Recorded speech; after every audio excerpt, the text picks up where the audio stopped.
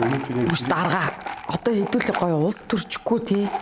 Зүгээр гоё яриад хөө. Гэхдээ харин тий одоо улс төрчихгүй яхад одоо энэ бодит байдал үнэгээр яг л ингээл үнэхээр зам одоо туулын хурдны замыг ч одоо Улаанбаатарчууд бүхэл хүмүүс бүтээн байгуулалтыг дэмжиж штэ гол нь тэр нөгөө байгаль орчинд нөлөөллийн үнэлгээ ил тод байдал те хөрөнгө санхүүжилттэй холбоотой юм дээр л тодорхой мэдээллүүдээ бид нар мэдээллүүдийг бол яг нөгөө юунаас хойш одоо улаан цагаан гүтгээд байгаа хүмүүстэй одоо юу байрж байгаа стрессж гинэ.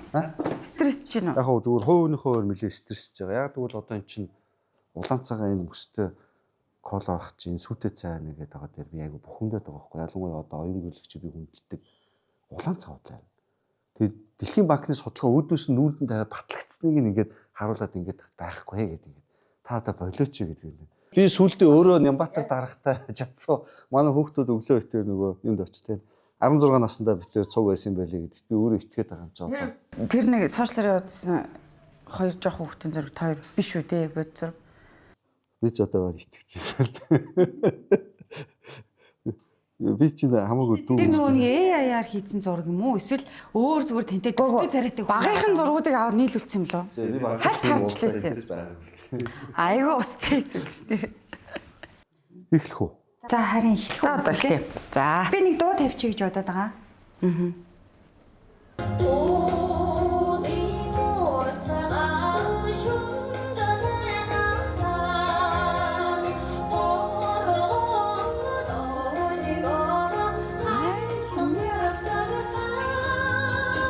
Сайн дуулчих чадахгүй.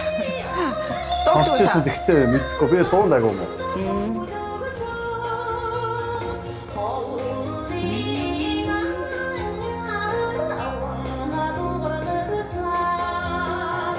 Энэ дуу мэдэн шүү дээ та. Сонсчихсон сайн мэдхгүй. Миний нэг сул тал байж байгаа. Урлагийн салбараас хол дуу дуулж чадахгүй. Тэр нь сүүлийн үед одоо энэ дуу хүмүүс аягүй сонсож байна. Ер нь яг энэ одоо сэдв өөрөө яг сүүлийн үед олон нийтийн дунд энэ хилцүүлэг хөндлөж байна. Хэлсэн гэж ойлгож байгаа гэдэг. Тийм. Туулын хурдны замын зураг төсөл жинхэнэ зураг төсөл нь байхгүй байна. Зураг төслөө нууж агаад баг ингээ явах гэлээж гисэн хүмүүс байна.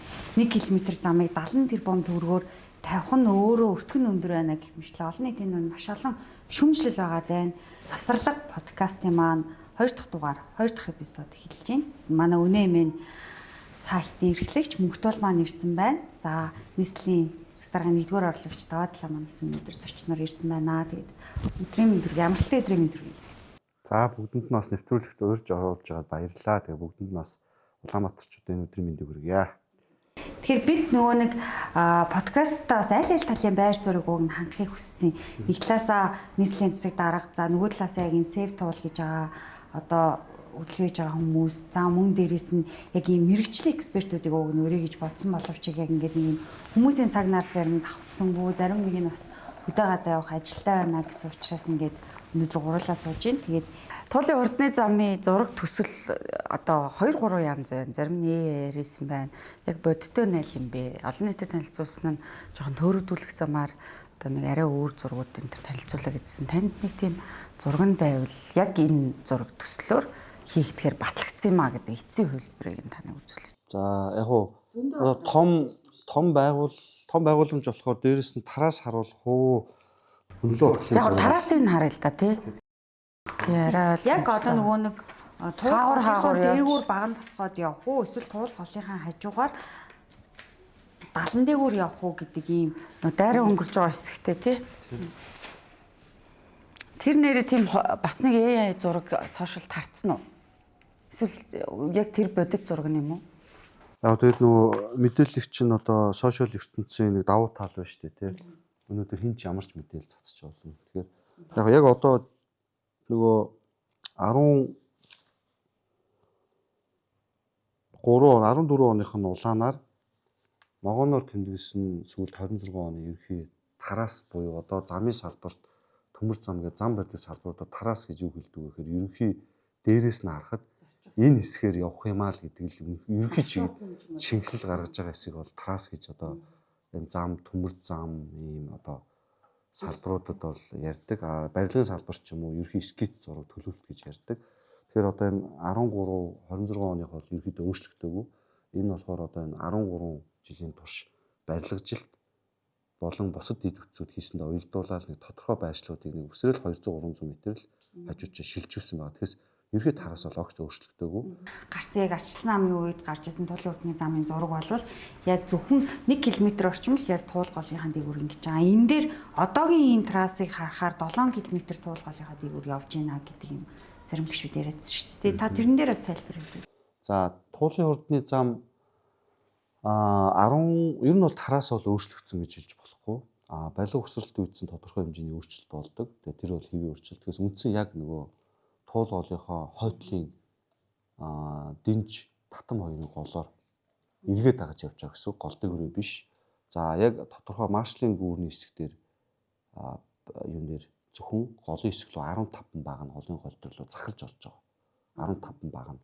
За 13 оноос өөрчлөгдсөн зүйл бол 13 онд яг маршлын гүүрний хэсгээр давх хэсэг 1.7 км гүүрэн байгууламж байсныг тэгээ бусд нь 70 буюу шорон далангаар 21 м өндөр байсныг бид нэр гүүрэн байгууламж олгож хотын төвийн олимпийн гүүрнээс марштын гүүрнээс юу хүртэл Яармгийн гүүр хүртэл хэсгийг 9.8 км газрыг гүүрэн байгууламж болгосон байгаа. Тэгээд 4.6 гинэ болсон. За өөр ингээд өөрчлөлт байхгүй ийм одоо үндсэн трасс гэж 7 орцгорцтой сектор 7 орцгорцаараа. Тэгэл нөгөө жишг 3D зургнууд бол ингээд байж байгаа. Тий. Тэгэхээр ч одоо аль хэсгийг Захалж орж байгаа хэсэг дээрээ та бол 10 хэдэн магаан захалж орж байгаа гэсэн бэ? одоо яг зүгээр хамгийн хүмүүсийн нөгөө анхаарал татаад байгаа хэсэг энэ хэсэг байхгүй. Энэ хэсэг. Туулын голынхын хэсгээр маршлын гүүрэн дээр хаа тий. 15 баган захалж жил орж байгаа. Тэгээд ихэнх хэсэг нь ингээ голынхоо 1-р татам, 2-р татам болон дэнж хоёрын голоор ингээ захлаад хойдлынхаа эргээрээ л явчих. Энийг бол яг зүгээр ямар нэгэн иргэн төр AI ашиглаад ингээ сошиалоор зураг хийх нээлттэй. Бид нар тэрийг бол харж чадахгүй. Одоо чинь сошиал орчин чинь нээлттэй шүү дээ. Одоо хин ч өнөөдөр миний зургийг илүүлж тавиад Тэгэхээр хоёрын өөрөө төр хөдөл үүсгээд байна л да. Одоо жишээлбэл одоо энэ хэсэг дээр бол яг нөгөө нэг бүр яг Туул гол дээрээ байгаа юм шиг AI зурагнууд энэ төр яваад хүмүүсийг төөрөгдөлд оруулаад яг гол дээрээ явчихаар гол дээр одоо хурдны зам барина гэж юу байсан ба гол маань ширхэж штэ гэдэг ийм одоо нөгөө олон нийтийн эсэргүүцэл яваад байна л да. За урдчлаа нэг мөнгийг өгсөн авсан эсвэл энэ төсвийн замыг их багаас эхлэх үү?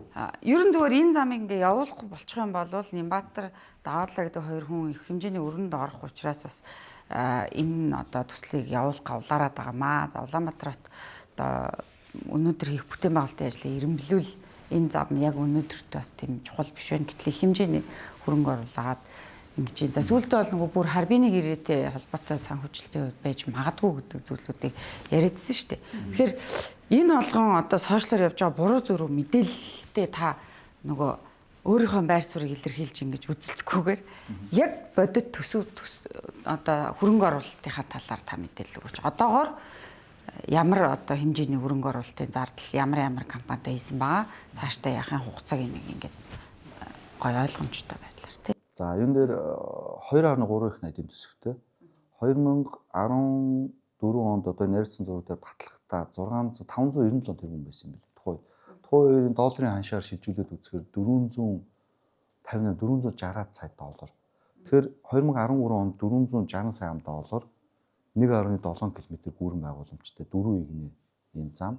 За 2026 онд гүүрэн байгууламж нь 9.8 км 4 игнэ 6 игнэ болсон. Тухайд Улаанбаатар хотод 325 мянган машин байсан. Одоо 850 мянган машин. Тэгээд одоогийн 2025 онд хийсэн гэрээ хийсэн дүнгээр үзэх 680 сая $, буюу 2.3 их найд. Тэгэхээр ойролцоогоор энэ бол одоо хэвийн төсөв Азийн хурдны замын AH3 гэдэг стандартын дагуу хийгдгээр төлөвлөгдөж байгаа. Ийм учраас төсөв төгтгөөд бол бага. Одоо олимпийн гүүр бол наадамчдын гүүртэй харьцуулаад харахад 1.5-аас 3 дахин хямдхан шүү. Яг ижлийн эцэлтэй. За төсөв төртгийн хувьд бол тунд ажиггүй төсөв төртг. Урсгал төлбөрийг олон улсын FIDIC-ийн гэрээний дагуу хийсэн учраас 30% урсгал өгж болдог. Өгөх хэрэгтэй. Урсгал төлбөрийг өгөх хэрэгтэй. За үүнээр 27% урсгал өгсөн. 27% урсгал буюу 500 тэрбум төгрөгийн урсгал гарсан. За урсгалыг хэрвээ туугийн компани авчаад ажил хийхгүй одоо урсгалыг авч чадахгүй эрсдэл нэг байдгүй. Энэ дээр урсгал төлбөр авахын тулд тухайн гүйцэтгэгч компани Монгол улсын системийн банк мөсгөл даатгалын газраас баталгаа гаргаж өгдөг. Нэг ёсондоо бид нар банкны салбараас Монгол улсад хүчин төгөлдөр хуулийн байгаа газраас энэ компани энэ ажлаа хийж чадахгүй бол би банк 100% өмнөөс нь даатгалын компани мөнгөийг чинь гаргаж өгнө гэдээ бүр алтан бичиг өгсөний араас бид нар тэр мөнгийг өгдөг. Буюу тэр мөнгийг өгчөө тэр компани ажиллаж чадахгүй. Тэр хаанхын даатгалын компани лээ? За Монголын даатгалын компани. Монгол тийм одоо санхүүгийн чадамжтай ийм даатгалын компани байхгүй гэдэг асуурын гай гişүү өтөрөөс хэлээдсэн тийм. Хоёр төлөв ийс. Даатгалын компанийн нэрийг хэлж үлээ. За миний ойлгож байгаа мөнх даатгал гэсэн баха. Мөнх даатгал илүү мөнхтэй л байсан. Би ингээд одоо энэ дээр туулын холбогдлолтой л чи хариуцсан компани байгаа. Тэгээд би ялгаахгүй Сэлб, ТЭЦ 5, Хогштаах, Харамбаа эдэр гээд ингээд учраас би ер нь бол яг 50 60 төслийн мэдээлэл 50 60 төслийн мэдээлэл миний толгоонд 300 компани мэдээлэлүүд байгаа шүү явж байгаа учраас ялгаахгүй хоёулаа ингээд Сэлб ярина гэдээ яриад явчихна. Тэгэхээр би бол мөнх даатгал гэж зүйл мэдээлэл авсан. За тэгэхээр урсгай төлбөр дээр ямар ч эрсдэл байхгүй. Хэдэн 500 тэрбумын. За 500 гарсан юм байна тийм үү? Даатгалын. Тэгэхээр хятад улсын компани шалгарсан учраас хятадаасаа хятадын том санхүүгийн байгууллага банк өнөө даатгалын компаниас баталгаа гаргаж өгч байгаа. Эхлээд хятадын. Тэгээд тэр баталгаан дээрс нь дахиж үндэслээд Монголын банк юм уу даатгалын компани дахиж давхар баталгаа гаргадаг. Тэгэхээр хэрвээ тэр компани урсгалгаа авчаад ажиллаж чадахгүй бол бид нар Монголын банк юм уу тэр даатгалын компаниас нь шууд мөнгөний татна. За тэрийг огт боломжгүй боллоо гэж бодъё. Зүгээр тэр угаасаа тэнд ямар ч эсэл байхгүй. Тэгвэл дахиад хятад дээр очиод хятадын тэр даатгалын санхүүгийн даатгалын компани банкнаас нь тэр мөнгөний татдаг. Нэгсэндээ тэр хувийн компани өмнөөс бүгд нэр хятад ард улсын банк даатгалын компани, Монгол улсын банк даатгалын компани 100 харьцуулж байгаа. Тэгэхээр бид нар тэр компанитай ямар ч хамаахгүй тэр компани албан ёсны баталгаагаа өгсөн учраас ингэдэг. Энэ өөрөө инженерийн том дэд бүтцүүдээр дахиад л одоо 150 60 жил хэрэглэгдэж байгаа систем. Банк өөрөө тэрийгэ мэдж байгаа учраас бидэрт бичиг өгч байгаа. Тэгэхээр бид нар тэр компанитай ямар ч зурлах хэрэг байхгүй банк руу бичигээ болоод мөнгө татчих гэсэн. Ямар ч эрсдэл байхгүй. Улаанбаатар хотод ийм хэвтэй чиглэлийн зам хурдны зам байгаа төвчрэл буурах гэдэг нь үү эсвэл босоод хэлхүүдийг ингээд нэмээд байвал илүү төвчрэл буурах юм шүү.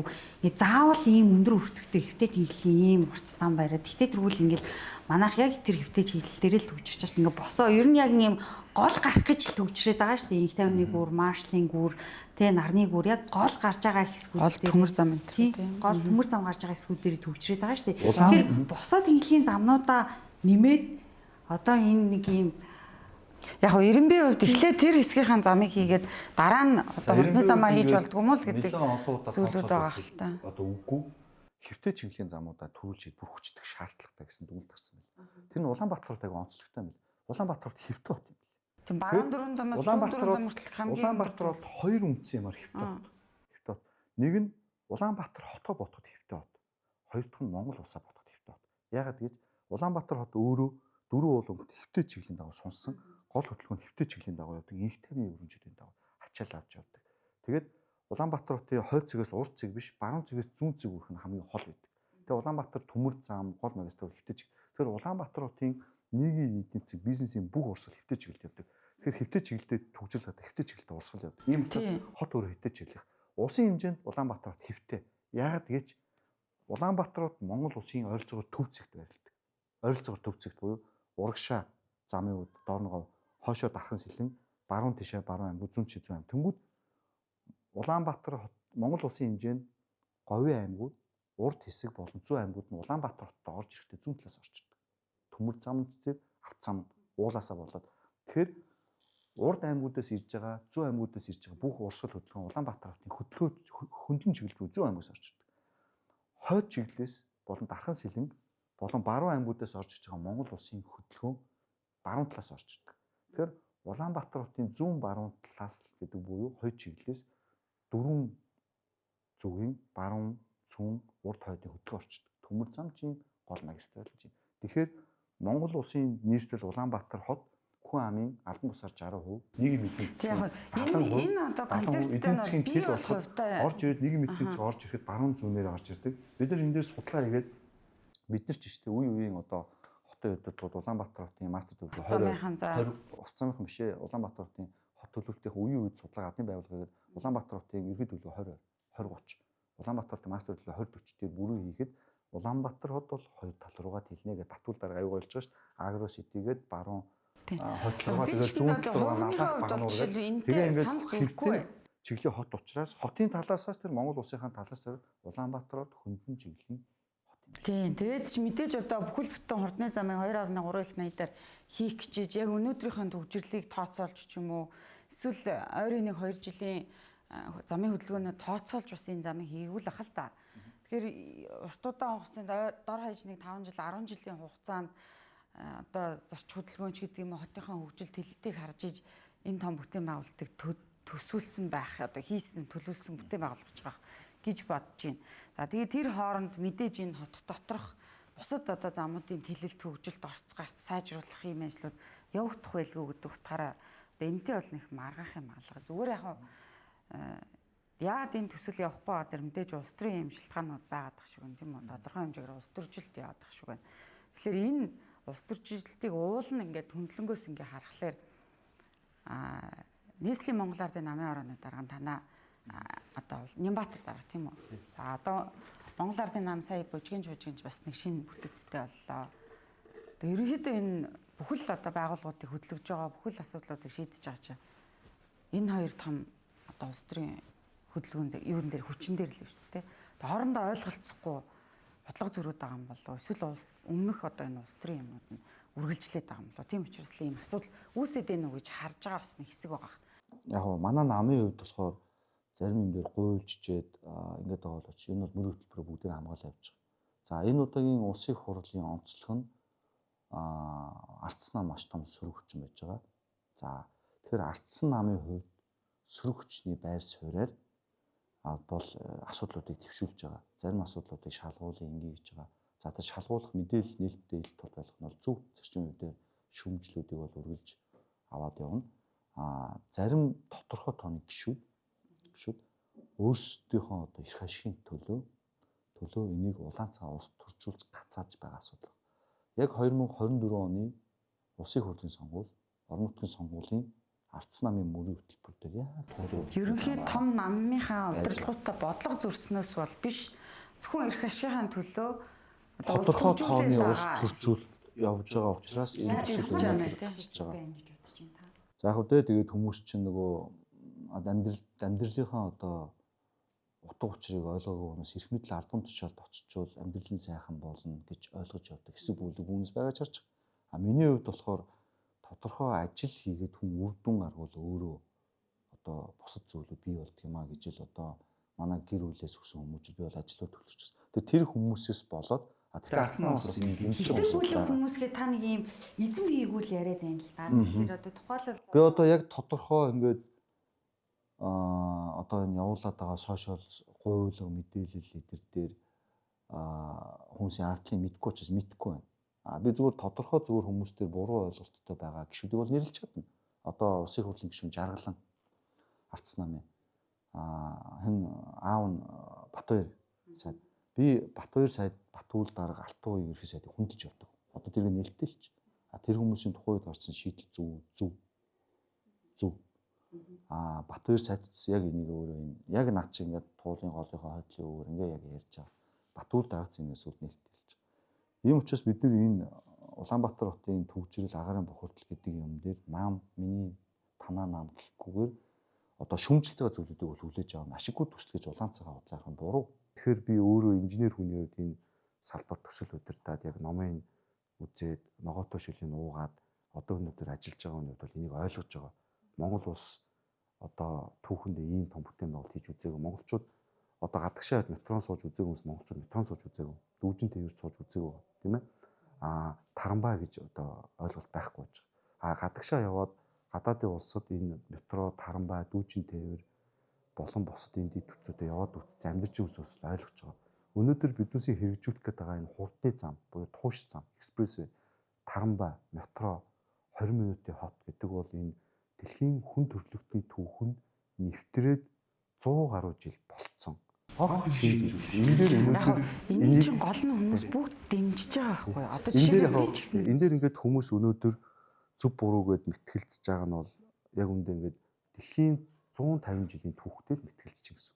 Тэгэхээр би бол яг энэ дээр өнөөдөр ингэж одоо ямар ч юм үндэслэхүй зүйл дээр мэтгэлцэж байгаад бол хувь хүнийхэн зүгээс харамсаж байгаа. Нэг л өнөөдөр хэдүүлээ чөлөө Тэгээ яг ийм гэдэг хурдны замтай болох уу гэдгийг хүмүүс дэмжиж байгаа. Метротой болох уу бүгдийг дэмжиж байгаа. А гэхдээ яг одоо өнөөдрийн нөхцөл байдал дээр одоо Улаанбаатар хотод 1.6 сая хүн амьдарч штэ баг. Тэгээ энэ хүмүүсийн ондны усны их үүсвэр болсон туулгал дээрээ тавих нь зөв үү буруу юу гэдэг дээр л эргэж хүмжлээд байгаа штэ. Ер нь бол асуудлын гол нь тэгээд энэ эдийн засгийн ийм хүнд байгаа энэ нөхцөл байдал дээр төсвийн орлогчны 1.4 их найдаар тасарсан байгаа энэ нөхцөл байдал дээр дахиад ийм өндөр өртөгтэй тамцлыг хэрэгжүүлээ явах нь зөв үү гэдэг дээр л ер нь шүүмжил байна. Тэгээ одоо нөгөө айгүй олон өдөр байгаль орчинд нөлөөлөх үнэлгээ байна байхгүй. Байгаа нь болохоор одоо нэг энгийн хар ярианы хэлгээр бол нөгөө арын алгаар нэг хуурамч байгаль орчны нөлөөллийн үнэлгээтэй юм шиг л болчиход байгаа шүү дээ. Тэгэхээр тэр нь бас мэрэгжлийн бус үгүй гэдэг дээр л байгаа. Тэгэхээр яг байгаль орчинд нөлөөлөх нөлөөллийн үнэлгээ хэдийн хэр хугацаанд хийсэн? Хэдэн хувийн одоо нөлөөтэй гэж гарсан? Энээс үүсэж байгаа нөхөн төлбөр төлдөө шүү дээ. Тэр нь бас хит гэж гарсан юм бэ гэдгийг та хэлээд өгөөч. Туулын хурдны зам бол туулгал ямар ч сөрөг нөлөө байхгүй. Нэгдүгээр. Туулгал сөрөг байгаль орчинд нөлөөлөх байгаль орчинд сөрөг нөлөө байхгүй. Аха. Байгаль орчинд тийм муу нөлөө байхгүй. Зам нь бол тий. Гэхдээ бүтээн байгуулалт хийх явцад бүтээн байгуулалт хийж явах тодорхой хэмжээнд нөлөөлж байгаа. Гэхдээ яг бүтээн байгуулалтыг ашиглалтанд орсон тохиолдолд бас нөлөөл байхгүй. За байхгүй. Дээрээс нь эн чинь хотод дундаас дээш ч үлээ нэг тийм үнэлгээ гарсан юм. Одоо ингэж байгаа. Ингээд яг тухайн үед 13 онд гээд энэ байгаль орчны яамны ерөнхий шинжээч инх батгаа ингээд 19 6-аад хамгаалтаа хүлээгээд авцсан. Туул уулын 75-аад 33 км хурдны зам гэдэг. Яг түрүүний нэг 13 онд батлагдсан таас үрч. За энийг ингээд үнэний тайлан 13. За тайлан боловсруулсан New Laurus Hihikaгийн гүйцэтгэх захирал Баяр сайхан гэж. Баяр сайхан гэдэг 19 6-аад хамгаа дараад эдийн засгийн хөгжлийн яамны гудамж төслийн хэрэгжүүлэгч нэгжийн захирал Батуулд тэгээд өөрөөс Батуулд ах шүүмжлээд ах шиг байсан. Тэгээд за ингээд бүх хүмүүс нь ингээд игээд энэ компани. За үнэлгээ хийсэнд нь тайлан хийсэн юм байна тийм үү? Тайлан наривчсан үнэлгээ. Наривчсан. Байгаль орчны бүх асуудал дээр. За эдний үнэлгээнд дээр ингээд Монголын одоо 13 онд ажилласан доктор судлаач хүмүүсийн яг нэр гар байсан ингээд байж. За яг оролцсон хүмүүс. Яг энийг хийсэн өсгөгч биологи, химч, газарчууч, магистр гидрогеологч гэдэг тийм. За яг энэ усны хэсэг гэж. Усны хэсэг. Тэгээ за усны хэсэг дээр чинь ингээд гадаргуу ус, гүүр байгууламж, голдрол, ус цайлуулах, урсац гэдэг ингээд энэ дүгнэлтийн хэсэг. Энэ бүх судалгаа тооцоо. Энэ дээр та ингээд харуул баг дунд гэдэг дээр чагттай байгааз. Тийм байна. За. Баг дунд гэх тээ. Баг дунд гэдэг ингээд хамгийн дүгнэлт нь. За тэгээд ингээд нөлөөллийг бууруулах гээд тэгээд за яг энэ дээр ингээд би ч гэсэн амар харах гэдэг юм чи. Ерөнхий бүр дүгнэлт нь наач одоо тухайд юу гэж гарч ирсэн. Одоо л ихний нүрийг харцсан юм гайг үлгэрээ тий. Тэгээ яг хуу тухайд Улаанбаатар хотын төлөвлөсөн ус хангамжийн худгууд эдэргээл хүмүүс нөгөөнөө ингээд усанд нөлөөлнө ингээд энд ингээд яриулаад байгаа. Энд чинь ингээд өнөөдөр би хоёр байгаль орчны наривчсан үнэлгээ туулын хурдны зам, эдийн засаг, төсөв байгаль орчны хувьд Монгол улсад хамгийн хэрэгтэй маа гэдэг нь олон улсын 30 бичиг баримтаар батлагдсан. Хамгийн сүүлийнх нь 25 он Дэлхийн банкнаас ийм зузаан судалгаа. Би Дэлхийн банкныхаа орчиж тийм судалгаар ингээд батлагдсан. Тэгэхээр нэг ёсондоо яг энэ талаар ингээд олон улсын байгууллага, засгийн газар ингээд хамгаалтаа ингээд батлагдсан. Магад 60 70 судалгаа гэж. Чууд өөртөө төслийг хэрэгжүүлэх боломжтой гэж үзэж байна гэдэг. Та хамгийн сүүлийн үгэл нь хар та. Тийм үү? Хамгийн сүүлийн үгэл нь төслийг хэрэгжүүлэх боломжтой гэдэг. Энэ 13 оных шүү. 13 онд батлагдсан. 13 онд батлагдахдаа 8 оноос хойш судлагдаад хилцүүлэгдээд яг 5 жил судлаад тухайн тэгээ төслийг хэрэгжүүлээ гэдэг. Би бол хамгийн эхлээд 8 онд одоо хот байгуулалтаар төлөвлөгдөжсэн гэсэн. Тэрнээс энэ үеийн замын тараас бол өөрчлөгдөөгүй. Одоо ч нэ өөрчлөгдсөн юм шиг болчиход байгаа тий. Тэгээ өөрчлөгдөөгүй. Тэр хоёлаа харсан шүү дээ. Тэгэхээр яг одоо яг үндэ 13 онд яг миний оронд Нямбатар дарга оронд их хурлын танхим дээр тухайн үеийн ерхий сайд Норын алтан уяг яг тухайд хийсэн бичлэг нь байгаа. эдийн засгийн хөгжлийн сайд Батбаяр нар туулын хурдны зам эдийн засаг байгаль орчинд сөрөг нөлөөгөө хамгийн хэрэгтэй төсөлгээд яг их хурлын ингэр дээрээс тухайн 13 онд лөө 14 онд хийсэн бичлэг байж боддоор. Тэгээ хийч хэрэгтэй гэдэг. Батуул дарга хотын дарга болоод энийг хамгийн эртний төсөл гэдээ эхлүүлжсэн. Өнөөдөр ч Батуул дарга ус төрчихгүй яг үнгэл хэлж байгаа. За тэгэхээр хоёул энэ 13 оны асуудал ярьлаа. 8 оноос хойш судлагдсан. За тэгээд тараас өөрчлөгдөөгүй. За тэгээд 26 он боллоо. 26. Дахиад байгаль орчны нарийвчсан нөлөөллийн үнэлгээ өөрчлөгдсөн 6 агнаа болсон ганц хоёр өөрчлөлтүүдээр ингээд нөгөө гүрэн байгууламж нэмэгдсэн дээр хийсэн Монгол улстай салбартаа танигдсан гэж би сонссон. Би Монголын бүх компанид мэдгүй Текол гэдэг компани. Текол үнэлгээсэн мэргэжлийн байгууллага Текол ХХК-гийн захирал мөх жаргал гэдэг хүн одоо хийгээд энэ компани өөрөө байгаль орчны нарийвчсан үнэлгээ хийх эрхтэй энэ компани байж байгаа. Энэ компани хуулийнхаа дагуу өөрсдөө эрхээ аваад энэ компани дээр мэргэжлийн хүмүүсийн судалгаа хийж байгаа. Ямар мэргэжлийн хүмүүс оролцсон бахав? За Одоо энэ чинь нэг мэргэжлийн хүмүүсгүй зүгээр нэг юм одоо юу компани юм шиг л бас яригадаад байгаа шүү дээ, тий? Хаяг утсаа авахгүй байгаа. Тий? Боловсруучны хувьд жоохон тийм байна. За яг би зүгээр Текол компани хувьд сонсоод энэ дээр яг нэг эргэлзээтэй энэ хэсгийг ерөнхийдөө нэг ярьчих тий? Юу юм байгаа. Тухайн компани өөрөө нийгмийн одоо ийм дарамт шүүмжлээс айгаад холбогдохоо болцсон гэж би сонссон. За энэ нь ингээд дахиад байгаль орчны яамт дээрт инх мөх гээд ерөнхий шинжээч чээр ингээд ороод хянсан шинжээч над чаргал гээд шинжээчүүд ажиллаад ерөнхий усны нөлөөлөл нээж байна. Урсц, гадаргын ус хуурай талбай, гүний усны хомсдол гээд байгаа. Тэгээ тэрний өмнөх хийсэн усныхын тооцоол моцоолууд ингээд бүгд бич. Томьёолороо баг нь яаж нөлөөлөх. Тэгээд усныхын хэсгийн дүгнэлттэй барилга өгсрэлтийн үед дунд нөлөөтэй 6.6 оноотой, ашиглалтын үед 2.3 ногоон гэж байна. Тэгээ одоо энэ хийсэн хүмүүс нь яа бүгдээрээ би энэ хэсэгт нь ажилласан, би энэ хэсэгт нь ажилласан. Яг нэг ийм одоо компани байгаа, тэр доор нь олон одоо компаниуд мэргэжлийнх нь нэгдээ туслан гүйцэтгэгчээр ч юм уу энэ одоо ажил дээр орсон байлээ гэж бодъё л доо. Тэгэхээр яагаад ингэ бүгдээрээ гарч ирээд бас ингэ тайлбар мэдээлээ яг юу нь бол мэргэжлийн хүмүүс бас нээлттэй байхгүй. Мэргэжлийн хүмүүс бол гарч ирээд ярьж байгаа. Гол нь яг зүгээр мэргэжлийн хүмүүсийн ярьж байгаа яриа нь олон нийт сонирхгүй. Яг үнэхээр одоо би чилүүл усны газрын одоо Монгол улсын хамгийн сайн мэргэжилтэн Баруун Чулуун багш байгаль орчны салбарт ажиллаж байгаа хүмүүсгээ бид нар бол хамт ингээд яриад бодтой тоо мэдээлэл статистик дээр ярьж байгаа. Тэр байтугай төвжирлэлтүүд дэлхийн банкны судалгаан дээр ажилласан одоо авцааны салбарын хүмүүс ч ингээд ярьж байгаа. Гол нь яг зүгээр өнөөдрийн ус төрийн нөхцөл байдлаас болж ус төрчилж харж байгаа учраас өнөөдөр яг үндэ хотын нэгдүгээр болгож даваа талаа ирэхээр хүмүүс сонирхож хараад байгаа болохоос мэргэжлийн хүмүүс ярихаар яг нь ер нь яг одоо нийгэм ингээ харж байхад яг миний л бодол шүү тийм. Мэргэжлийн инженер хүмүүс жоо уйтгартай ярьдаг юм уу жоо хүндрэлтэй сэдв юм уу хүмүүс нэг сонирхдаггүй.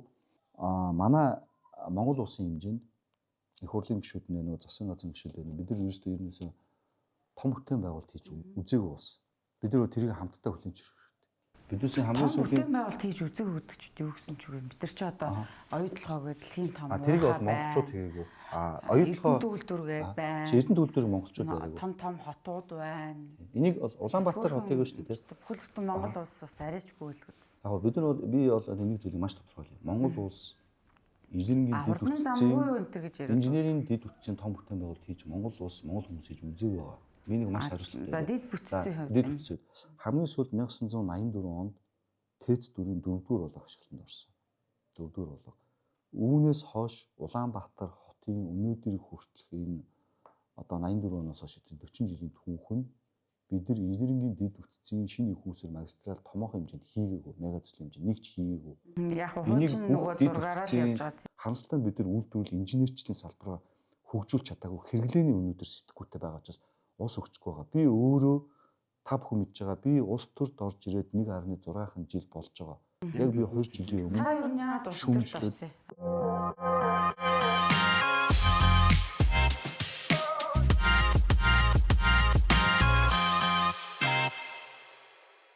Би өнөөдөр нийгэмдээ тэр хүмүүсийг хариулж өөрснөө оноо авахгүй амьдрахгүй. Би зөвхөн нийгмийн төлөө зөв зүйлээ хийсээр гал дуусна. Би тэрэн дээр хувь өнөхөд харамсахгүй. Би харамсаад албан тушаалтаа зууралтаад энэ эдээс айгаад зарчим ухрахаар байсан бол би анхнаасаа энэ ажилд орж ирэхгүй байсан. Надад харамсгүй. Би надад энэ албанчаал хамаа байхгүй. Би намын зүг барьж өгөөгүй. Би нэгдүгээр орж болыг гээгүй.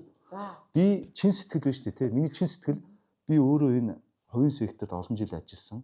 Ажиллаад явж байгаа хүний үед одоо надад хоттой энэ бүтээн байгуулалтуудыг хий гэсэн чин сэтгэл байдаг. Энийг хөдлөө явж байгаа хэлмэгдээ дууссан ч би бол харамсахгүй. Би бол өөрөө тэгж шийдээд энэ ажил дээр хүлээж аваад орсон хүн учраас байгаагаараа бодж байгаараа баримтан дээр тулгуурсан суур өнөөдөр дэлхийн ямар байдаг тэрийг Монгол улс хөгжөөсөө гэж бодсонд бол хийж байгаа. Би өөрөө 3 Нямбатар дарга сайн зураг гişүн таагуурчтэй.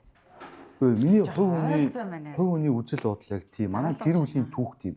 Манай төрсөн түүхтэй холбоотой байдаг. Мөнгөдлөө түүхээр 14 жил тэр хүн чинь Японд, Египт, би нэг бол Австрали ингэж явсараад одоо хоёулаа анх удаа төрд Монголд хамтдаа нэг хүний доор ажиллаж байгаа. Тэр одоо би танд ингээд цаг үед ярил манай эхнэр, манай дүү, манай аав бусад юм ингээд ярих юм бол ингээд нэг юм хувь тавилангийнх юм шиг хэрнээ. Тэгэхээр би өнөөдөр өөрийгөө 2 жилийн Монгол Ардын намд орчоод би ингээд явж ин зүйлж үзээгүй. Таны ер нь Монгол Ардын намд ор гэдэг санд яг хотын дарга ер нь орж ирээд ингээд би дид хөцүүд хийж байгаа. Яг бид тэр чинь 17 онд анх сонгон дээр хүүхдийн төсөлтэй танилцаа байхгүй юу?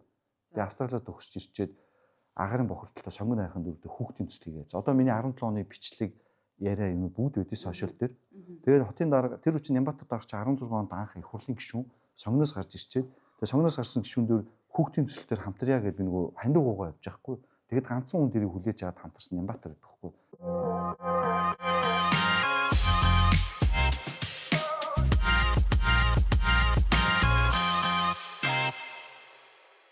Утаанд ч ихсаац утааны эсрэг ээж аавуудын бүрхүү гэж байсан. Бид нар чинь тэр үед утааны эсрэг би очиж цугж ихсаал талбай дээр. Тэгээ бид нар чинь найздаад би хүүхдийн агарын бохирдлын эсрэг төсөл. Бид нар багаараа настай төгсөн 5 залуу хүүхд боотоо гэж төсөл иржүүлсэн байхгүй. Тэгээ яриул зөндөө. Ягаад иржүүлсэн бэ гэвэл би 2 хүүхэд жоохон байхад одоо төмөр замд ажилтаа байхад хоёулаа өвөл агарын бохирдлоос болоод таниад дүрээд хатаад тусаад өвөл хоёулаа эмнэлэг твтэй. Тэгээ би багыгаа зөөгөөд ингээд хүнд байсан учраас жоохон хүүхдүүдээ энэ цэцэрлэг дээр агарын бохирдлоос хамгаалъя. Цэцэрлэг доторх хүчил төрөгчийн хангамж дутуугаас хүүхэд хүчил төрөгчөөс дутуугаас болоод хүүхэд бүх тархлаа нь муудчихдаг. Ийм учраас би тэр хүүхэд ба утаа төслөө сонгон хайрхан дүүргийн эмнэлэг дээр нөгөө шүүлтүртэй төслөөр шүүлтүр нөгөө агарын бохирдлыг шүүж оруулдаг агарын систем хамгийн анх игээд тэр чинь тэр 18 онд ингээд амар бүүн болоод манай тэр нөгөө фильтр юм чинь тухайн үед бүүн болсон. Тэгээ би утааны эсрэг бүрхүү өдөртөө хамтарч ажиллаж байсан. Тэгэхэд Нямбатар гэдэг хүн утааны эсрэгээс бүгд улс төр дорсон биш үү гэдэг. Яг бид чинь тэр оюутлогоо дээр ажиллаж байгаа нөгөө нийгмийн төслөөр зориг сангаас нэг нийгмийн төсөл хийгээд тэгээд би өөрөө тийм хүүхдийн юм дээр имзгэлж явдаг. Өөрөө нөгөө тийм учраас тэгээд хийгээд тэгээд анх танилцаа. Тэгээд би түрүүд оюутлогоо дээр ажилладаг учраас би танилцсангуудаа мега төстө том инженерийн төсөл яаж явдаг ярьж өгөхгүй. Би чинь инженер хүн дандаа давхар байж. Тэгээд би тэр анх танилцсан. Тэгж анх танилцсан. Тэгээд Нямбатар дарагч тэр Нямбатар сан гэдэг сонгон хайхын дөрөвдөө хүүхдүүдийн шүд дэмжиж байсан байхгүй. Тэгээд би хүүхдийн утааны төслөгээ тэгээд хоёулаа хүүхдүүдээр төсөл хэрэгжүүлчихсэн учраас анх танилцаж ингэж таарад тэгээд тэргүүрээ би тэр хүүхдүүдийн төслөөр анх сонгон дээр танилцаад түүнээс би оюутлогын төсөл мөслийн инженерийн дэд бүтц анх ярьж өгч ирсэн. Чи намайг хаана ажилтгийг гэхээр би оюутлогоо дээр ажилтдаг ийм төслүүд хариуцсан. Ер нь инженерийн дэд бүтц Монгол улс ингэж ажил төр хөгжчихтэй. Тэгээд мань нэрийн сэтггүүд анх даваадлаа гэдэг ийм том дэд бүтцүүдээр ажилтдаг. Төмөр замын дээд сургууль төгсөө төмөр замд ажиллаад Австрали төгсөөд ирсэн залуу гэдэг ийм сэтгэхгүй суугаа. Тэгээд сүүлд бүрэлж үтээд бид нэр тааралдаа тэгээд хотын дарга болох намайг би хот дээр том мегацлууд хийх гэж байгаа. Хот одоо ингээд нэг аргацааж явсаар юм тулцсан учраас чи энэ дид үтц мэддэг хүн чам шиг сайн ингээд төрсний зовлон мэддэг хүн байхгүй учраас орж ирэж. Тэгээд миний Монгол Ардын намд орж ажиллаад өнөөдөр хотын нэгдүгээр болчихж чаддаг ерөөсөө л юм. Би 20 онд мөнх соёлын ерхий мэж ирсэн хүн аа. Та тэр шууд л хүлээж авсан юм тий? Би шууд хүлээж аваад ажилласан. Яг тэгвэл би яг урд нөгөө том бодиттой төслөө дуусгачаад хүлээгээд дараагийн төслөө хийх. Яг миний яг хувь хүний амьдралын зорилго юм. Би одоо нэг хүн бос төрснөх Монгол улстай том хамгийн хөтөр хийж мэддэг байхгүй. Яг хувь мэргэжлийн хүний амбиц. Тэгэхээр би одоо нефтийн үйлдвэрээс хотын дуусаасаа би Оросын холбооны улсад зөвхөн зөвтгүүрийн инженер. За яг зөвтгүүрийн инженер гэхээр нөгөө зөвтгүүр дотор чинь эрчим хүч механик гэдэг нөгөө зөвтгүүр дотор чинь эрчим хүч том генератор дизелд бүгд байдаг. Би тэргээр Оросын холбооноос манай аав бас төгссөн. 80-д Алтар сайдаас хоёр дээр. Тэгээ би аавынхаа мэргэжлийг зарлаад Оросын холбооноос тэргээр төгсөөд үндсэн бол би яг одоо метрод Харанбай тэр маш сайн мэдсэн. Тэгээ би төмөр замд ингээд туслах машин засарч байгаас эхлээд бүгдийг ажилласан. Тэгээ би оюутлогоо Вагнер Аз энэ ингээд зөндөө газруудаар одоо төслүүдээр ажиллаж явсан.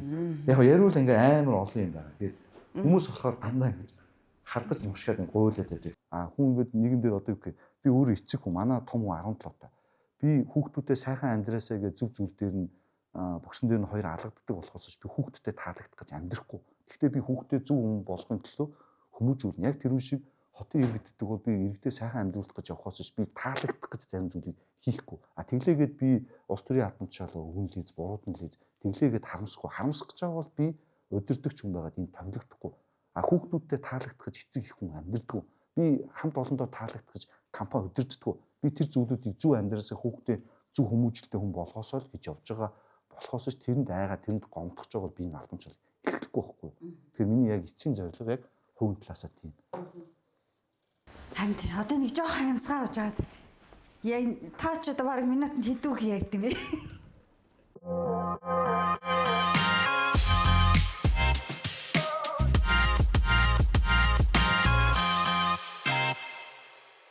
Тэгэхээр та нэр зүгээр одоо улс төрд орж ирээд эсвэл сүүлийн үеийн жоохон сошиал бүлийнээс болоод ингээд өөрийгөө биш юм шиг ойлгох нь чухал юм байна гэж ингээд байна уу эсвэл Яг зүгээр нэг одоо мэдлэг боловсрал нэмгэн амиа бодсон. за Тодорхой ус төрчин зөвхөн эрх мэдэл гэсэн эрх мэдэл авах зорилгоор улаан цагаан ичгүй тоо баримт статистикийн үүдээс будлаа ярьж олон нийтийг төөрөгдүүлж замаар ажлуудыг гацааж ирсэн учраас өнөөдөр Улаанбаатар хотод 40 жил яригдсан ТЭЦ 5 12 жил гацсан байсан туулны коллектор 15 жил гацсан байсан Баянголын яамны төв магистрал систем гих мэт өнөөдөр огт хийгдээгүй 80-ад оноос анхаа яригдсан Батүр даргын үед яригдсан метро төсөл энэ бүх төслүүд өнөөдөр хүртэл хэрэгжээгүй Улаанбаатар хотын эрчим хүч агарын хүртэл үергээд энэ бүх асуудлууд том төсөл дагсан мега төсөл дагсан мега хулгай байж магадгүй гэдэг үүднээсээ бас гэж эрх мэдлийн төлөө хардаж өөрийгөө дээш нь татсан үеийн тэмцлээс болоод энэ төслүүд гатсан. Би одоо энийг маш энгийн юм дээр тайлбарлахад шалгалт яваад ингээ яхад ямар нэгэн байдлаар одоо юу гэдэг те шалгалтаар одоо бүдэрхгүй гарч ирэх гэдэгтээ та итгэлтэй байгаа. Би бол одоо 100% итгэлтэй байж байгаа. Хэрвээ манай эхнэр, манай дүү, манай аав компани байгаад тендерт ажил авсан бол би одоо шалгуулаад дээрэс нь өөрөө эхлээд ажиллав. Ажлаасаа шууд огцорлоо. Би одоо энийг дахиад хариуцлагатай хэлж байна. Огцорно би өөрөө шууд огцорно. Харин юу гэх одоо ингээд тодорхойгүй тоогоор те миний өмнө ажиллаж исэн байгууллагатай дандаа ингэж холбогддог, мушигдаг, эвлүүлдэг. Одоо би сүүлдээ өнөөдөр өглөө манай хүүхдүүд би өөрөө одоо Нямба дарахтайгаа чацуу бит хоёр одоо 16 настайдаа цуг бордюрн дээр суугаад одоо найзууд байсан болоо гэж бодлоо. Эвлүүлсэн зураг хараад сүүлдээ өөрөө ч битгэх гээд нь штэ. Тэгэхээр ийм хэмжээний сошиалор бол тархи угаалт явж байгаа. Тэгэхээр ийм тархи угаалт мэдээж ингээд мөнгөтэй, зоригтой хүмүүс хийж байгаа. Үеийн үед хийдэг. Хин хийж байгаа юм бол тань Би ч одоо таныг ч одоо өнөөдөр аа тэгээд баригдсан одоо бараг ирэхгүй нь л хийж бод. Би ч одоо өөрөө өчигдөр сошиалор хараад тэгээ өглөө босчоод би одоо өөрөө гайхдаг болоод байгаа шээ мөнгө хэлэхэд. Тэгээ өөрөө өөрийнхөө талаар мэдээлэл сошиалор харчаа. Тэгээ сүүлдээ би өөрөө эргэлздэг болчих юм билээ шүү дээ. Би нэрээ тэглүү тэгээ. Эсрэг бүлэг хүмүүсгээ та нэг юм эзэн биеийг л яриад байна л да. Тэгэхээр одоо тухайлбал би одоо яг тодорхой ингээд одоо энэ явуулаад байгаа сошиал гуйлга мэдээлэл эдэр дээр хүмүүсийн ардлын мэдгүй ч мэдгүй байна. нийслэлийнхэн болвол их хурал дээр орж ирээд хаан зан шиг байдаг. Ер нь бол нөгөө нэг хуулийг маш сайн ашигладаг. Ямар одоо төсөл оруулж ирээд өөрсдийнхөө төслийг яаж дэмжүүлэх үү гэдэг байдлаар ингээд нөгөө нэг юм их хурлын гишүүдийг зүгээр баг коноп дартаг ч юм уу эсвэл ингээд нөгөө нэг үг дуугуугаар дэмжиж явуулах одоо нэг иймэрхүү байдлаар ингээд өөрсдийнхөө оруулж ирж байгаа төслүүдийг тулгадаг учраас ер нь ингээд нэг яг тэр өдөр бол ганцхан тэр өдрийн асуудал биш олон удаагийн үйлдэл одоо ингээд ийм үйл хуримтлагтаад энэ ингээд ийм асуудал нь ингээд хуримтлагцаар хагаад тэр өдрөөсөө яалчж байхгүй тесрэгсэн гэдэг ийм зүйлийг ярьсан. Тэгтээ хариуцлага хүлээ явуулчихдаггүйгээд ажиллаа өгсөн жаах инх төвшин гişүнийг бол би хувийнхоо таньдаг байсан юм ингээл хэлье. Би одоо яг үндэ нөгөө сошиал медиа телевиз үздэггүй одоо ажилтны салбарт олон жил ингээд инх төвшин гişүнийг таньдаг байсан нэрээ. Тэгэд хурлын чуулган дээр төвжилтэй холбогдлолтой гişүү асууад би чинь гişүүдийнхээ асуултанд хариулаад ингэ явж байгаа. Би хувь хүнээрээ муудалцаж одоо таньдгүй юм чи ямар нэг характер байхгүй. Зүгээр тэр өдөр байнгын хооронд гинтл уурлаад гараад ирсэн би гарахгүй гэсэн чинь хурал цууж байгаа юм чинь хурлын дараагаас зөвшөөрөл авч иж гарахаас биш. таныг гараад ир гэсэн. Гараад иргээд намайг чирээ өсөн би гарахгүйсэн 100 гарнаас чирж гаргаж ирээд мөрсөн шүү дээ. Гарч ирж үлэнд мөрсөн. Таш гарын дараа болсон юм шүү. Сэтгүүлчнэр Чирж гаргаж ирсэн юм уу? чирж гарсан. Би гарахгүй гэсэн. Би зөв хурал цуугаад өөрөө ингээ хариулаад сууж иж хурлын дараа зөвшөөрөөг байхад Нямбатар дараач чинь зөвшөөрөл аваад 0 орсон байхгүй юу? Зөвшөөрөл аваад 0 орчоод ирсэн. Тэгээд 0 орох гээд ирэнгүүт гарангуут нөгөө чинь ойрлол ингээд хаа би наам чи 0 орчлоо гэж штэ гэд би хариулсан. Тэр нөгөө тэр микрофоны ард бичсэн байдаг штэ. Тэгээс би тэр ямарсаа томроод хаасуулаа. Тэрсэн чинь одоо их төвшин гişүүн хурж ирээл чирж гаргаад эхлээд үүдэн дээр гарч мөргөж байгаа. 100 гараас татаад. Тэгээ би ингээ гараад ирэхэд сэтгүүлчнэр байгаа. Би ингээ сэтгүүлчнэр гайхаадсан чи эхлээд мөргөж байгаа. 100 гараас татаад. Тэгээ яг тэр камер дээр бичиж байгаа яг мөргөж байгаас хойш гисэн. Хэрвээ тэнцээд одоо таа ч юм байсан бол яг мөргөжний бүгд л харсан баг. Намайг татаж байгаа мөргөд. Тэгээ миний чинь тарих хөдлөөд тэр өдөр чинь бас нэлийн хүндрэлтэй. Тэгээд хүндүр аягүй олоон гэсэн чинь яг одоо сүүлд нэг хүндүр болохоор оройн хүндүр хавтахаар мэдчихэж байгаа. Тэгсэн чинь чихний зүүн талын тархилвал хүнд мөргсөн байлаа. Одоо ингээ хүндүр нь багасж байгаа байхгүй. Чихний зүүн талын чихний дээд тал руу өгсөн. Нэгсэндээ хамгийн мэдрэлтэй хэсэг рүү нэлийн хүчтэй. Одоо надаас жоохон намхан юм билээ. Тэгээ миний мэдж байгаа 100 гарнаас татаад ингээ мөргөж байгаа байхгүй. Тэр өдөр бол тийм байдал болсон. Тэгсэн тань дараа нь юу гэж хэлэдлээ? Яг тэрийг нь бол би бол яг тэр тухайн үед хийснийг нь сайн яахгүй. Би ч өөрөө ингээ жоохон балмагтчихсан байх. Хүн чинь шоконд орно шүү дээ. Хүн чинь их хурлын танхимд их хурлын гишүүн гаргаж ирээд одоо надад гар хүрнэ гэж. Миний үед гараад иргээд ингээ зулгаад харна. Би гарахгүйгээд хэлсэн. Одоо чи би өөрөө ингээ уртаас хурлын гишүүн гараад ирэхээр нь тэл та босоод гарахгүй. Би хурал даргалагч үүдээс юм асуугаа. Би хурал даргалагч өдөр дуулах үүрэгтэй болохоос ш хаамаагүй хүмүүс. Тэгээд нэг чинь жижиг гарнаас ингээ шууд чирээд гарсан байхгүй. За тэрэн дээр тийм асуудал болсон. Хувь хүний хувьд бол нэг тэн дээр гомдоод бодоодох зүйл байхгүй. Эр хүн бол бохоо тэр хүн өөрөө бухимдсан байж бол. Гэтэ би тэр хүнийг бухимдуулах юу хийснээ бол өөрөө ойлгоогүй. Хувийн талаар бол би таньдгүй. Тэгсэн чинь нөгөө өмнө МСС-т ажиллаж ирсэн тэргээ сүултэл мэдж байгаа байхгүй. Би чинь тодорхой тооны гишүүдийг л танихаас эхлэгийг танихгүй шүү дээ. 100 гишүүдтэй болцсон. Би ямар урд нуус төр сонирхдаг байсан биш одоо. Тийм асуудал тухайн үед бол яг болоод нөхс дараа нь өөрөө уучлахгүйсэн л та. Тэгээд эр хүний хувьд бол асуудал байхгүй. Нэг гомдоод ах зүйл бол. Гэтэ ер нь бол их төвшин гишүүн ч бас ганцаараа хэлээд байгаа юм шиг шүү дээ. Ер нь хэд хэдэн гишүүд нийслэлийнхэн бол ингээ орж ирээд яг гоо их хурлын гишүүдийг загнаад байна гэдэг ийм одоо Тэр нэг цохиулах шалтгаан биш. ганцхан их төвшин гишүүн биш олон гишүүд хэлсэн хэлээ. Ер нь нийслэлийнхэн орж ирээд ажиллаа танилцуулах гэж байгаа. Ер нь бол нийслэлийнхэн орж ирээд ажиллаа танилцуулах үүрэгтэй. Гэтэл ингээ орж ирээд баг ингээ хаан зан шиг их хурлын гишүүдийг загнаад байна. Үл тоосон байдал гаргалаа л гэдэг юм тий. Яг тэрийг үл тоосон байдлыг бол тэр чинь нээлттэй нөгөө камераар явж байгаа учраас яг бүгд л харж байгаа. Тэгээ бүгд хараад би тэн дээр одоо үл тоосон байдал гаргасан гэж өөрөө бол бодохгүй байна. Тэгэхээр тэрийг бүгд олон уралд амжсан болохоор сүүл рүүгээ бүгд л ингээд миний бүхэл бичлэг байгаа шүү дээ. Яг их хурл дээр хариулж байгаа. Тэгэхээр тэрийг иргэд маань өөрсдөө хараа шүүсэн дээ. Тэгэхээр та Одоо энэ туулын ордны замыг би зүгээр ягаад их хурлын гишүүд тэгээд ачимдаад байгаа миний зөв хувийн бодлоо. Яг үндэ Монгол улсын хэмжээнд их хурл засгийн газар шийдэх маш олон асуудал байна. Асуудал байна. Би хэрвээ тэр хүмүүсийн оронд байсан бол ажил хийж байгаа нэг хүмүүсийг ирж загнаж өдөр болгон дуудаж загнаж тэр асуудал дээр хэрүүл хийж байгаа орно. Өнөөдөр Монгол улсын шийдэх маш олон асуудал шүү дээ. Тэр хүмүүс хөгжлөө шийдээд ажил хийх. Тэгээ өөрснөө ажил хийж юм санаачлахгүй гэж. Бид нар санаачлаад ажил хийхээр орон нутгийн өөрөө өдөр тусны байгууллага руу хартаад нийслэл эрдэм төлөвлөгчд уралдаа. Тэгээ би нийслэл дээр ажиллаа юм шүү дээ үнгээл. Намайг 7 хоногт ингээ байнгын их хурл дээр дуусчихна. Тэгээ яарамгаас ирэн төвжирэлтэй. Тэгээ чи би төрийн одоо гүйцэтгэх шатны удирдах байгууллага би ингээ иргэдээ тулж ажилламаар шүү дээ.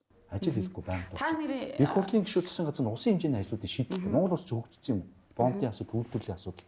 Тэрийг хөгжүүлэлтэй. Салбар нь хөгжихгүй шүү дээ. Яг үндэ тэг хөгжөө тийм хийхээ орно. Бид хэдий хийж байгаа ажил хийцэн итэн бичиг өнтер өдөр шөнө хэрүүл хийгээд байгаа юм. Би хувийн талаас тэндээ шүүмжлэлтэй байгаа.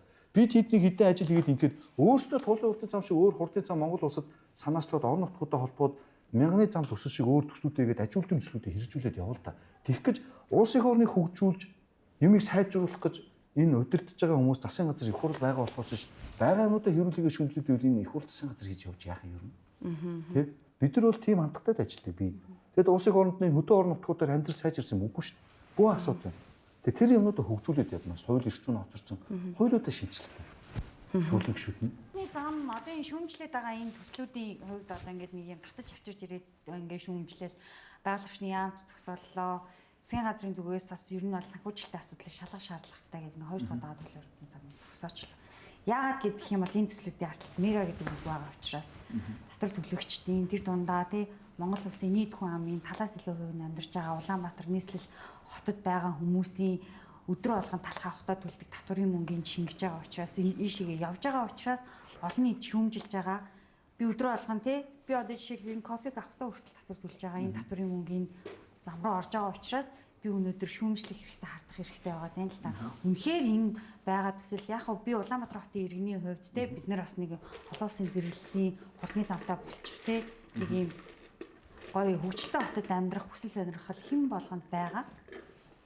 Гэтэл яг энэ нөгөө нэг төслүүд маань яаваа гэд биднэрт нөгөө нэг юм олон ийм төслүүд яваа зогсоод те ингээд нэг юм одоо бас нэг юм трауматай болох гэдэг юм уу тийм болчлоо л да. Тэгээ Улаанбаатарын агаарын бохирдлыг бууруулна гэж одоо намайг 10 жилийн хүүхэд байхад л ярьжсэн. Тэгээ одоо ингээл одоо хэрэгжээгүй нэг тайлбарласан тийм. Тэгэхээр энэ төслийг ингээл ярьдаг те тэгээд одоо намайг бүр хүүхэд байхаас л ярьсан. Одоо хүртэл ингээд босоогүй юм байна. Гэтэл энэ төслүүд рүү мөнгө зарсан те энэ төслийг хэрэгжүүлээ явсан ингээд нэг юм үр дүн байхгүй байгаад байсан учраас энд олон нийт ингээ хардаад байгаа юм л да. Тэгэхээр одоо юу гэх би одоо яг нөгөө миний бухимдаад байгаа асуудлуудын нэг тэр ихгүй. Би өнөөдөр ингээд 13 оны чаваас эхлэж исэн төсөл түүхийг яриад ингээд гонигтай сууж байгаа шиг дахиад одоо 15 20 жилийн дараа дараагийн хин чин те альж намын хин чин дахиад нөгөө туулын урдны замын үлгэрийг яриад Улаанбаатарын төвчрлэн хүндэрсэн бити байгаасаа та бид хоёрын дараагийн үед дахиад биднүүсийг хүүхэд байхад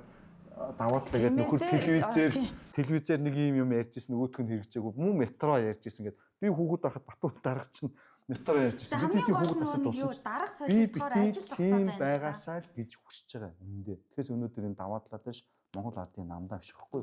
За одоо энэ хэсгийг ингээ өндөрлөө 2 цаг туулын гол туул ярил ш. Тэхүү. Ерөнхийдөө бол нэг туулын хурдны зам даа гэдэг дээр нэг тийм одоо бүр нэг эцсийн юм дүгнэлт хэдүүлээ гаргахад хэцүүлдэ одоо тэг гаргаж болгочулах. Гэтэ яг төслийг хэрэгжүүлээд удирдаад ингээ явж байгаа хүний хувьд яг нөхцөл байдал ямар байгаа юм бэ? Баримтан тулгуурлаад тодорхой мэдээлэл өгөөсэй. Өнөөдөр яг энэ ингээд нийгмийн асуудал болоод яригдаад байгаа учраас гэдэг утгаараа энэ сэдвийг сонгоод ингээ урьсан. Тэгээ боломжтой бол битээр бас нэг мэрэгжлийн хүмүүсийг дуудаад ингээ хамтдаа гоё яг ингээд нэг нүүр тулаад ярилцуул гэдэг ийм байдлаар ярих гэж хичээлээ. Гэхдээ айхтар бүр ингээл нэг юм албаны байдлаар ярилцгаасаа илүү хувь хүний ч юм уу улс төрчийн ч юм уу тий хотын нэгдүгээр орлогч гэдэг хүнийх нь хувьд ажил хийхэд тулгарч байгаа бэрхшээл юу вэ? Яаж хийж ийн гэдэг ингээд нэг сайхан чөлөөтэй ойлголцсон. Энэ дундаас бас ойлгох нэг нь олгоод тий дүгнэлтээ хийх нь дүгнэлтээ гэдэг үлддэг учраас тэр үднээсээ одоо урьсан байгаамаа. Тэгээд хүрэлцэн ирсэнд баярлалаа. За албасаар хаалт хийж байгаа бас. Урьж ингээ 2 цаг чөлөөтэй ярилцсан бас баярлалаа. Би тэгээд хувь өөнийхөө худлаа ярьж маск зүй гэж бодохгүй яг үнэн одоо хувь талаасаа бодож байгаа зүйлээ л одоо ярьлаа л гэж бас бодож байна.